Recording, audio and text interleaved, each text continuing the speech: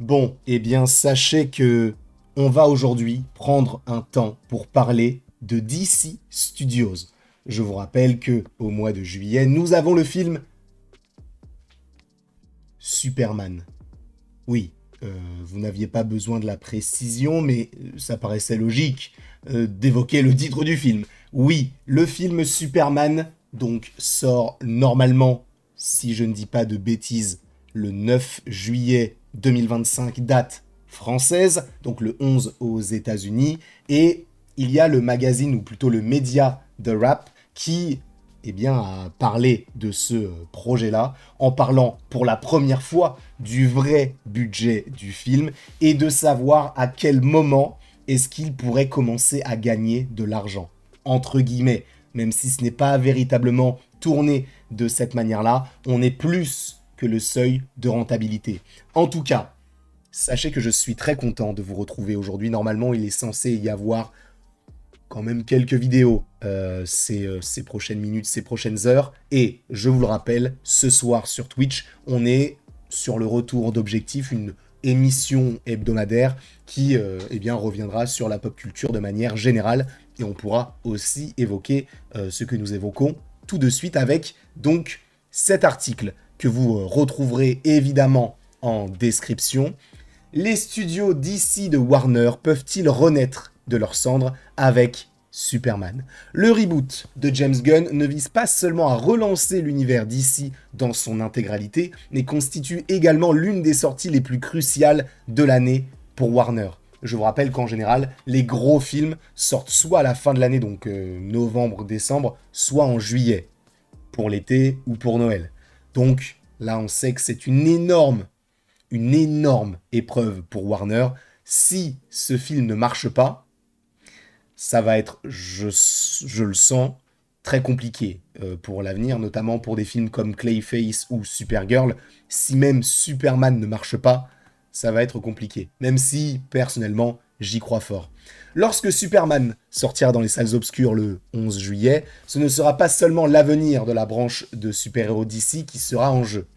Salve d'ouverture d'une approche rebootée d'un univers d'ici interconnecté, Superman représente un moment décisif pour la stratégie du PDG de Warner Bros. Discovery, David Zaslav, visant à exploiter la propriété intellectuelle de DC après que les régimes précédents de Warner aient lutté pendant des années pour construire un univers cinématographique cohérent qui se connecte au public mondial. On le sait, l'univers, notamment avec Man of Steel, etc., même si les films étaient bons, bah, il n'a pas marché, sinon ça continuerait encore aujourd'hui.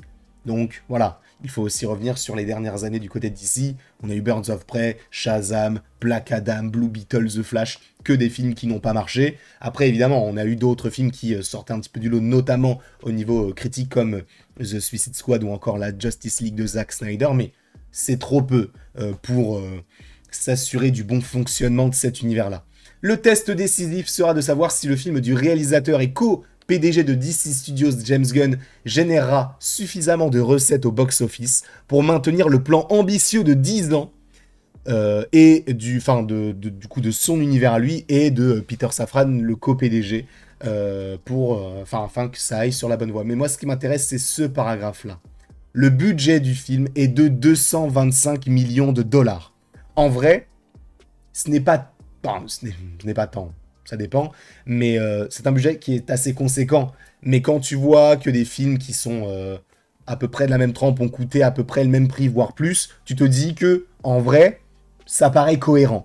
225 millions pour Superman, sachez que c'est déjà moins que le prochain Pixar qui s'appelle Helio. Voilà, déjà. Sachant que le prochain Pixar a coûté 300 millions de dollars, on a parlé de cela tout à l'heure, donc n'hésitez pas à aller voir la vidéo en question. Mais là, on le voit, un budget de 225 millions de dollars. Alors, selon The Wrap, peut-être que d'autres médias auront d'autres chiffres, mais a priori, là, ce sont les bons chiffres, sachant que justement, on parlait de 300 millions de dollars, James Gunn a dit mais n'importe quoi, c'est pas autant. Quand on parlait de 180 millions, il disait non, n'abusons pas non plus. Donc on est, on va dire, dans la moyenne entre les deux estimations qui avaient été données. Mais ce qui est hyper intéressant, c'est que Superman doit franchir le seuil des 700 millions de dollars pour être considéré comme un succès. Alors, là, il faut qu'on revienne là-dessus. Je dois vous évoquer aussi le seuil de rentabilité. Pour rappel, afin qu'un film soit rentable, il faut que le box-office de celui-ci soit égal à 2 ou 3 fois le budget du film. Donc là, 225 millions fois 2, ça ferait 450, et fois 3, ça ferait 675, si mes calculs sont corrects.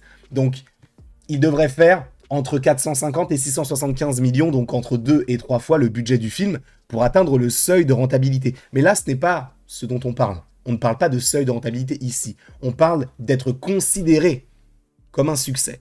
Je vous fais une métaphore extrêmement simple, d'ailleurs que j'ai faite aussi sur TikTok, parce que pour moi, en fait, c'est parlant, donc j'espère que vous comprendrez, parce que là, du coup, c'est un petit peu compliqué de comprendre tout ça.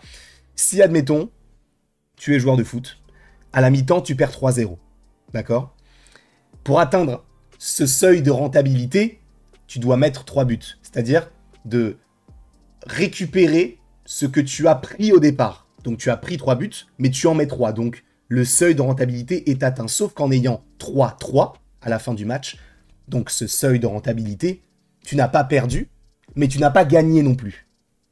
Vous voyez, il y a quand même cette notion-là. Donc là, si on prend le même exemple avec Superman, c'est que si le film a coûté 225 millions de dollars et qu'on le multiplie par 3, donc on doit atteindre 675 millions de dollars pour atteindre ce match nul, ce seuil de rentabilité, mais on voit que là, c'est écrit 700 millions. Alors tu vas me dire, mais oui, mais ils arrondissent. Non, parce que atteindre le seuil de rentabilité pour un film tel que Superman, ce serait un échec. On ne va pas se mentir.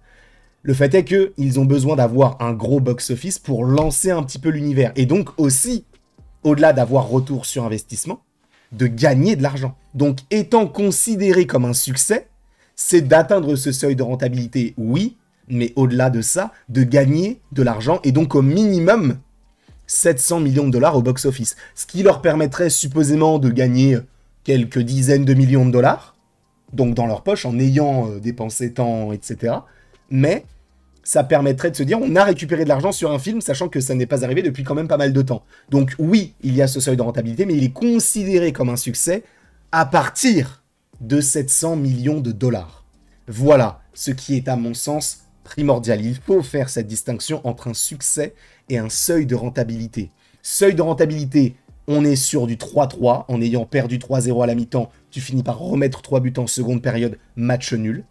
Sauf que le succès, c'est quoi? C'est la victoire. C'est de mettre plus de buts que tu n'en as pris. Donc de gagner plus d'argent que tu n'en as mis. Donc voilà. Oui, si le film fait 700 millions de dollars, en gros, ça signifie que c'est considéré donc comme un succès et donc qu'il va y avoir peut-être un enchaînement dans les projets de se dire « Ok, là, on a gagné de l'argent, continuons à faire ce qu'on fait. » Sachant que là, je pense qu'ils essayent un petit peu de temporiser, même si le film Superman ne marche pas, Supergirl va tout de même sortir parce qu'il est déjà tourné. Mais est-ce qu'ils iront plus loin par la suite? C'est possible que non. On en a connu des univers étendus qui n'ont pas marché. Là, pour le coup, lui, je le sens bien. Je pense que c'est même limite, parmi les 3 films qui sont censés sortir en juillet, le film qui pourrait faire le plus gros box-office. Ça n'engage que moi. Mais je pense qu'il pourrait faire plus que Jurassic World. Et je pense qu'il pourrait faire plus que les 4 Fantastiques. On verra. Sachant que Jurassic World sort le 2 juillet. Une semaine après, on a Superman. Et 2 semaines plus tard, on a les 4 Fantastiques. En tout cas, je ne sais pas ce que vous pensez de tout ça. Vous aurez l'article en description, il est beaucoup plus long, mais ce qui m'intéressait vraiment, c'était donc ce paragraphe-là. N'hésitez pas à me donner un petit peu votre avis dans les commentaires. Et évidemment, n'hésitez pas à vous abonner, partager, commenter, enfin bref, faites ce que vous voulez. Et il ne me reste plus qu'à vous dire à la prochaine, pour la prochaine. Et encore une fois, merci beaucoup à vous. On se retrouve d'ici quelques temps pour de nouvelles vidéos et pour de nouvelles aventures. Et évidemment, d'ici là, passez une excellente journée.